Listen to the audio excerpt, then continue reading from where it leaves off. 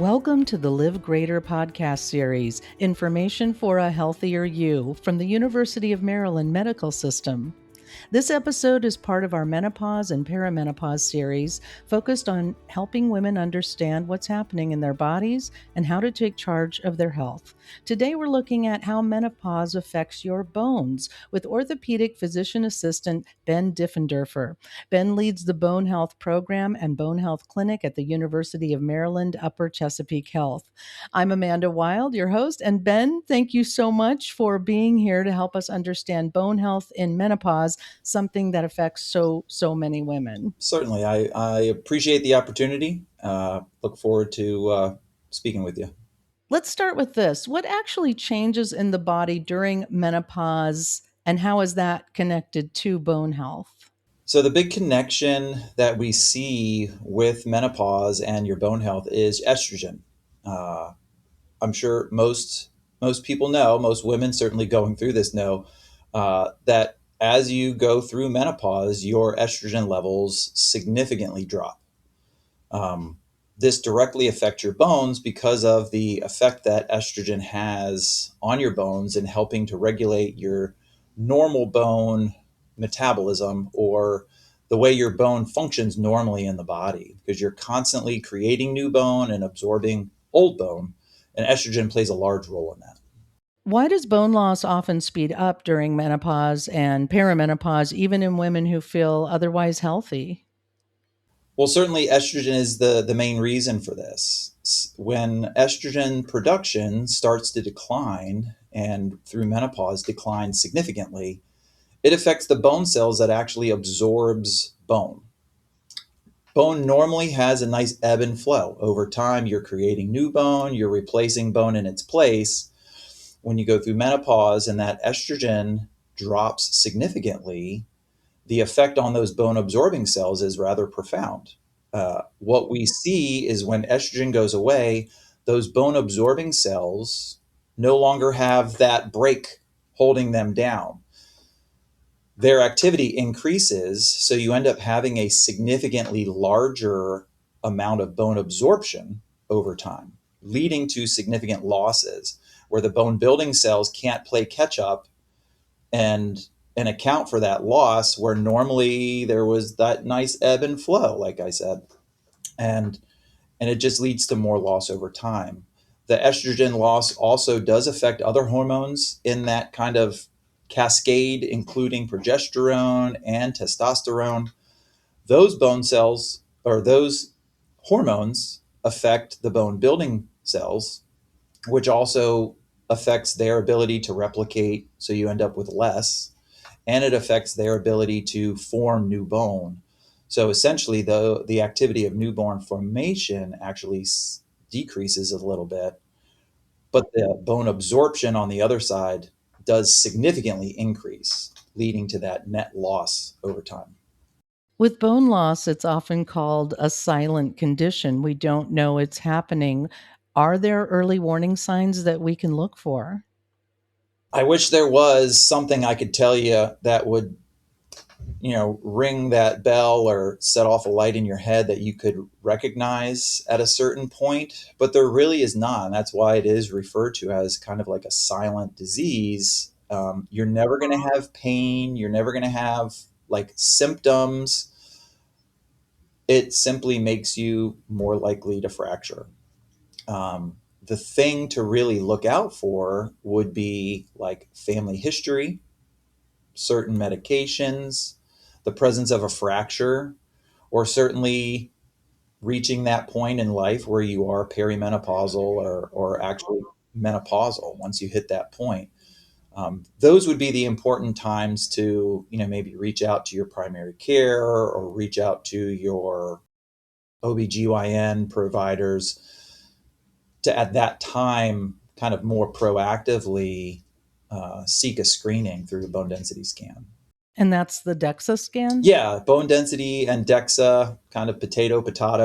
They're referred to either way, but that is the main tool that we use to identify and diagnose osteoporosis. There are other certain screening measures using like ultrasound that can give an idea about bone density. You may find those at some like community fairs. I know Upper Chesapeake, we have a tool like that that sometimes we will have out at community events.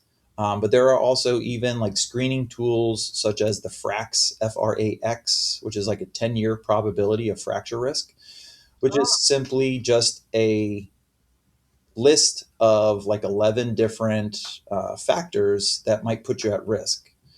A more accurate way to use that tool is to include the what's the called the T score from your femoral neck of your hip, which does make it a little more accurate, but you can still get an idea about fracture risk just based on this FRAX questionnaire, which incorporates age, height, weight, sex, certain things like smoking status, the use of glucocorticoids or like oral steroids, similar like prednisone, because those medications really have a very negative effect on the bone. Other medications, certainly the presence of a fracture or a history of a fracture in your adult years puts you at a higher risk. Even the risk of mom or dad maybe having a hip or a spine fracture, something we would consider a fragility fracture, which includes hip and spine, as well as certain fractures of the proximal humerus or the shoulder. Uh, the diagnosis or the terminology that we've been using more recently for these fragility fractures has been expanding to include even some wrist fractures and in some cases some really more complicated ankle fractures. You've mentioned the risk factors that should make some people be especially proactive in seeking out screening and bone density testing. When should women at large start thinking about getting this screening? Maybe we don't know what our risk factors are, but normally, when should we start looking at these screenings? So, I mean, traditionally, you will find the recommendation is, once you hit 65, you should get a bone density scan. Now, a lot of organizations nowadays that have a strong focus on osteoporosis, like the Bone Health Osteoporosis Foundation, BHOF, as well as the American Academy Clinical Endocrinologists, American College of Endocrinology. They have guidelines and recommendations that are much more comprehensive than the standard recommendations. And I tend to fall in line with most of their guidelines. I use those for my clinical practice.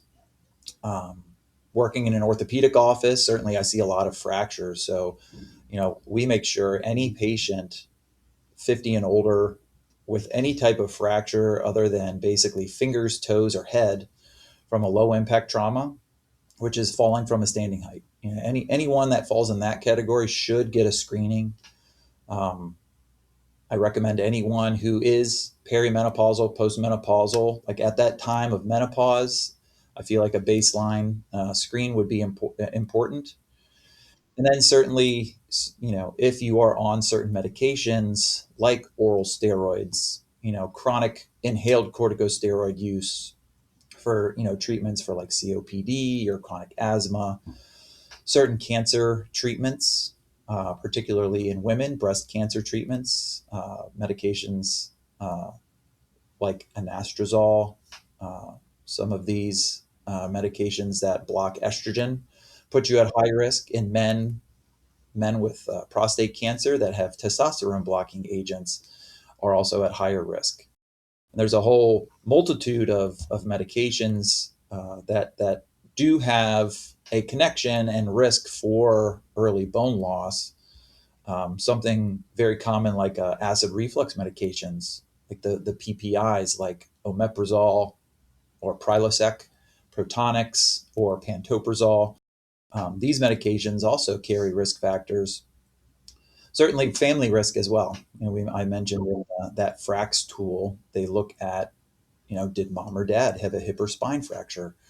You could take it a step further and say, even if siblings have a diagnosis of osteoporosis, you all share similar genetics, similar disease processes carry on through families. So it is it is an argument to get that screening DEXA, and I recommend it early and often. And on the preventive side, what can we do to protect or strengthen our bones during or after menopause? Sure. The key is certainly making sure you're maintaining a good, healthy diet, because you want to have good sources of calcium, good sources of vitamin D. We can certainly talk about other supplements that are important, making sure you're getting them through your diet. Often is good enough, but things like vitamin K and K2, magnesium and zinc and phosphorus, all of these components that make up that kind of mineral matrix that bone is made out of. Having deficiencies in those can lead to additional problems. uh, with a good healthy diet, most people are getting those things, but certainly supplementing a small amount usually is safe, and certainly something you could discuss with your primary care, or if you talk with a bone health specialist, certainly having that conversation would be appropriate. Most people do have to supplement vitamin D3. Unless you're eating salmon 3 meals a day, you're just not getting it in the typical American diet. Um, Good sources of calcium, the ideal forms are, food sources. Your body's going to absorb it better. It's going to be able to utilize it better. And it's not going to get deposited in other areas of the body as frequently if you're getting it through these food sources.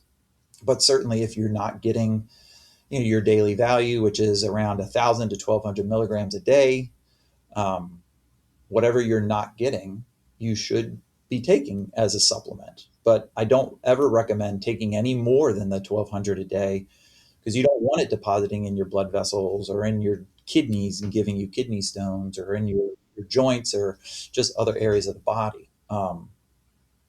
So diet is certainly important. Um, But then the other thing that's extremely important is exercise. Your bones respond to stress. They will get stronger and stay stronger the same way muscles do. Keeping your muscles strong around your bones, provide them with good blood supply and nutrients and all the things. And that's one of the things we see as we age. We lose bone mass, but we also lose muscle mass. So this idea of muscle wasting that's associated with aging, something we call sarcopenia, goes hand in hand with bone loss and is often very closely associated with it. So early on in your life, getting those good habits of a good diet, of good exercise, maintaining good skeletal muscle is essential for maintaining bone health later on in life. I talk to every single one of my patients about diet and nutrition. I talk to every single one of them about the importance of exercise. They all get a physical therapy referral to go over, fall risk reduction, and then, recommendations for exercises that they can pursue safely. Because everybody's going to have different ability levels. So meeting with a specialist, like a physical therapist, other trainers that have a mindset focused on bone health and osteoporosis, is important.